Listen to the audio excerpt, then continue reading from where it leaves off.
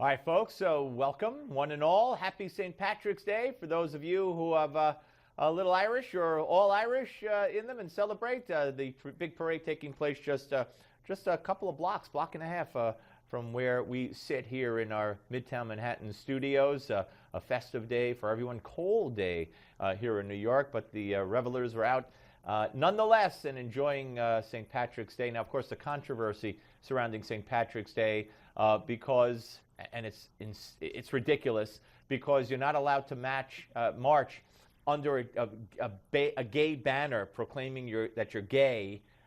Somehow that's discriminatory. And so the mayor of New York, Bill de Blasio, I think that's his name. Yeah, he changed it 3 times. Bill de Blasio went to church, from what I understand, sat through the Mass, and received a blessing at the end, but did not march in the parade. Now, you talk about hypocrisy 101. He went to the church, the same church that carries out the practices that are used by the organizers of the parade not to allow you to march under a gay banner. So he goes to the church, gets the blessing, and then won't march in the parade. And the mayor of Boston wouldn't do it. And you got beer companies, Sam Adams and others, pulling their sponsorship from these parades. It's insane. And I'll tell you what it's time for people to do. It's time for the rest of the people who say, what is going on here? You mean you can't have a parade of religious significance and have it? Gays aren't banned from the parade. They're not banned from the parade, folks. They can march. Gays can march. But you just can't have a banner. You can't march under a banner.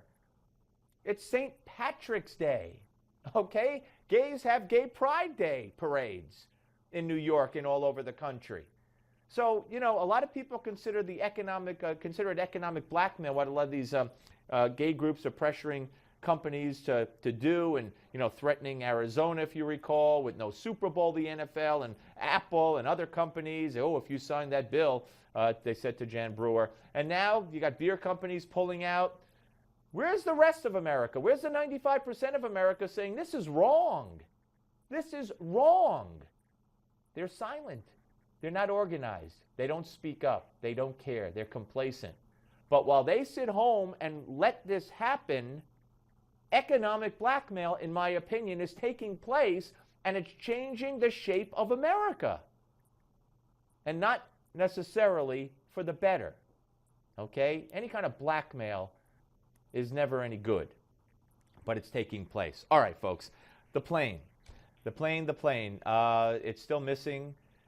New developments, yeah, but they're old developments, and the old developments become new developments. And where are we with this plane? And that's a very good question. And the president spoke out today about Russia imposing some new sanctions on individuals. Peter Brookes about to join us, and we're going to let you hear first from Barack Obama and what he had to say earlier today. Let's roll that. Give a watch of this one.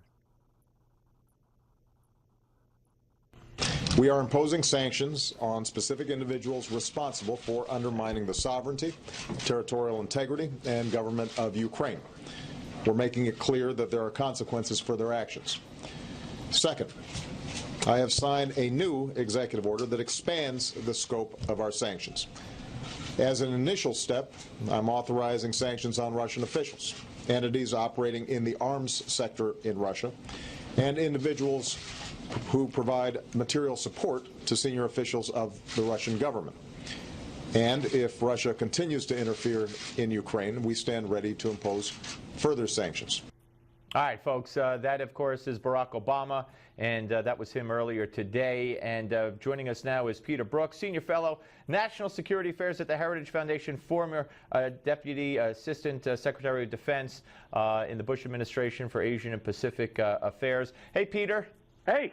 Great to talk to you. Before we get to that, and I do certainly want to get to Ukraine and what the president did today and what something John Kerry said as well. But I want to ask you about the plane, you know, because you know the area there better than anybody. And let's work under the assumption, as the Malaysian president has said, and now seems fairly obvious, at least, that they haven't found the plane in the water. Let's say that plane's on the ground somewhere. Mm-hmm. Where do you think the most likely place that it would have been? Where is the most likely place it would have been taken to? Where might it be in your view? Gosh, that's really difficult. That's really difficult to say because they need an airstrip that could handle a 777. I mean, you need something that's probably got a mile worth of airstrip. And so that's really, really difficult to figure out where that potentially might be. I mean, we do have a lot of bad actors in that part of the world. Indonesia, Malaysia, the Philippines Singapore have all battled Al-Qaeda in the past since 9/11. There are a number of places that they could do this. Also, it could be criminal. I mean, it could be somebody who wants money in exchange for the hostages. But you have to have, you have to be able to, get this into an airstrip beyond somebody's radar, along, finished airfield. So there are real challenges. I'm not ruling it out, but there are real challenges. All right. Well, what do you think happened then?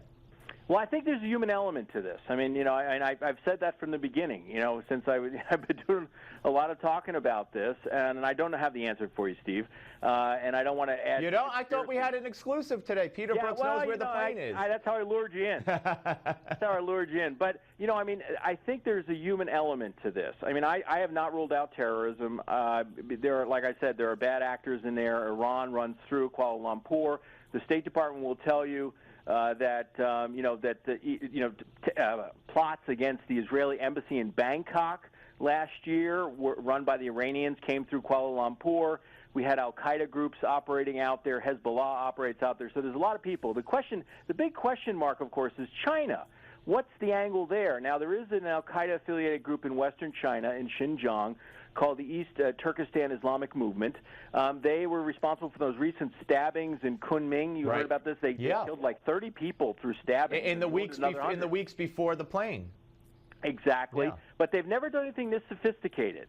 So, and then, of course, you look at the pilot, okay, or the flight crew. If somebody didn't get in there, we've had all these warnings about, before the Sochi Games, we had warnings about tubes of toothpaste, shoe bombers, things along that line. We know this pilot had let unknown folks into the cockpit previously. Remember this report? Yeah. The girls, the women, yeah. Yes, and also, if they got the door open, somebody else could have barged in as well. Then you've got there's this, the Egypt Air flight from the late 1990s. That was a suicide. What I understand is, as I recall, he had some issues with his company, and because he was in some trouble with them, and his boss was on the plane, and he drove it into the drink. Yep. So there's just so many things out there, but I think there's a human element here. Well, let me run two conspiracy theories by you. First of all, China, with all of their don't come in our airspace. Remember that several months ago? Is there any possibility you think that China could have shot it down? I just don't think so. The Chinese, they're not as capable as you might think in that respect. Their pilots don't fly over water a lot. I mean, if it went into China, it's a possibility. But I think they would probably, any responsible Air Force would try to force the plane down before they would shoot it down. All right. Now, what about? I just heard there was a story today on Breitbart.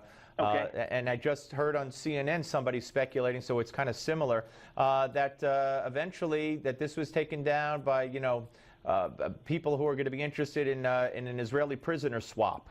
They'll return the plane if Israel releases X amount of prisoners. I mean, and there was any Israelis on the flight. What's that? There's no Israelis on the flight? No. But from a humane, I understand. Yeah, I mean, we do have a lot of that going on in that part of the world where people are taken hostage, and then especially with some of the terror groups, the Philippines, they do this all the time. The Al-Qaeda-related groups that earn money for their cause, they hostage people and then they ransom them off for money. I mean, it's like the Somali pirates. Right. I mean, this sort of thing goes on. I mean, that's a criminal angle to that. Yeah. That's a possibility, but and I can't rule it out. I mean, there have been some amazing sort of criminal acts over the years, but once again, you need a place to land the planes. Sure. You're going to have a support function for the people because they're no good if they're not alive. You need to have water and food and et cetera, maybe medical care.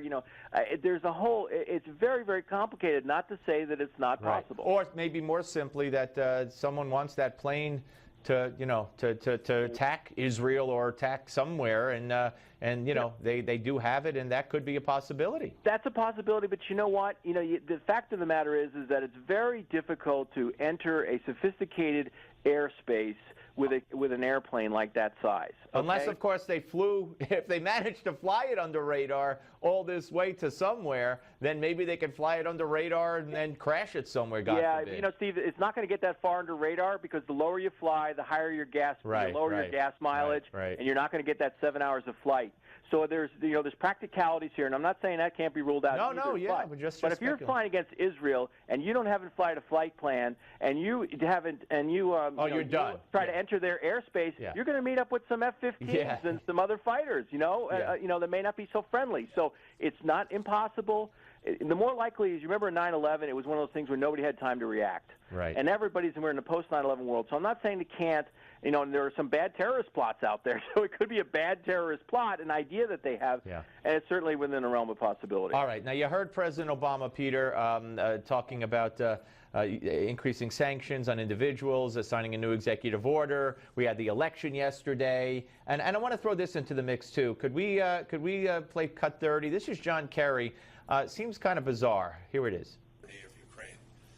We hope President Putin will recognize that none of what we're saying is meant as a threat. It's not meant as in a personal way. It is meant as a matter of respect for the international multilateral structure that we have lived by since World War II, and for the standards of behavior about annexation, about secession, about independence, and how countries come about it. Here in Great Britain. Okay, so he's telling Putin, hey, nothing personal, don't get angry. I gotta laugh. Yeah. I gotta laugh. I can't believe he just said that. I cannot believe that our chief diplomat just said that. I mean, obviously the person behind all of this is Vladimir Putin. So I mean, the idea that it's not about him is I don't know. I'm at a loss for words. I'm at a loss for words. I can't believe it. It is amazing. It is. So where are we going to wind up here? I mean, the election's done. What's the threat of Putin going further? Because he's never going to go backwards. So what's the threat of this being over compared to him moving forward with troops pushing ahead?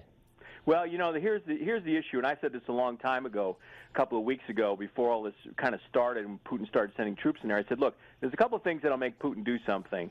One of them is if there's violence against Russian nationals or Russian speakers or ethnic Russians in Ukraine. And that has been his legal argument. He's calling about I'm acting in the defense of these people. These are my peoples, and I'm acting in their defense. So I think if you see in eastern Ukraine, if you see significant violence against the Russian folks there, ethnics, nationals, people with passports, etc., he might do something there as well. So I think that's been his argument. So I think we have to take him at his word, and that it's very possible that he will take further action in Ukraine if there's not strong resistance from the West, and if he feels he has some sort of legitimate argument, whether we agree with it or not, in international law, to do so. Yeah. Peter, always great to talk to you, sir. Thank you very much. Hi, man. Thanks for having me. Take care. Peter Brookes, ladies and gentlemen, Senior Fellow, National Security Affairs at the Heritage Foundation, former Deputy Assistant Secretary of State, of Defense, rather, under George W. Bush. Okay, we're coming back with the panel on the Steve Malzberg Show on Newsmax Television. The Steve Malzberg Show.